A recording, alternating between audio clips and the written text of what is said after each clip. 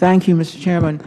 I have a question that I think must trouble other members from major metropolitan regions. I notice on page 4 you say that you want to make aviation safer and smarter, and I wonder if next gen and what you're doing now, whether that also applies to making planes less noisy. There are a number of communities near the Reagan National Airport, Foxhall, Palisades, Georgetown communities, constant issues before next gen, and we've had some next gen here, and with next gen. Later this spring, I'm going to be having a community meeting.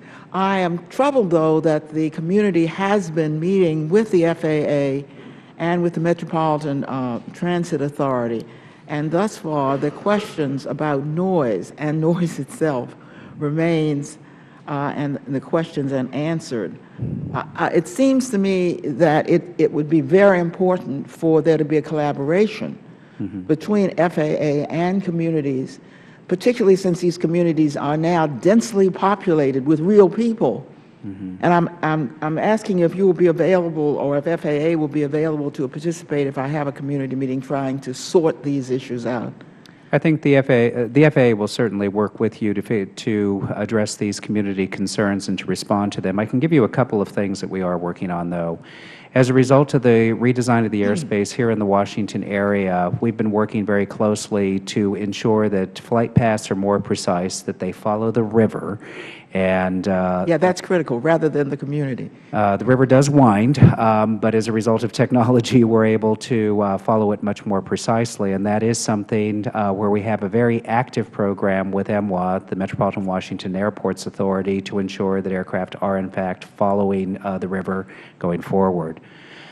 We have a larger initiative that we've undertaken as well, which is really to study the question of the DNL metric. That's the day-night average method that is used as the measure of aircraft noise. This is something that's been around for a very long time, and as a result of just the changes in technology as well as the evolution of where aircraft engines and aircraft airframes have gone, we want to validate and determine, do we need to change the metric of how we look at noise and how we measure its impact on communities? This would be very important. The FAA's ombudsman has said that there are only 3.5 hours when there are, per night, when there are no flights over these communities. This is just unacceptable. One more question, if I have time. Yeah, well, your time is going to expire, so I should ask you to submit it in writing, because we have 6 minutes. I got 2 members here. Well, let those members speak then. Okay, and you submit it for the record, because Mr. Capuano.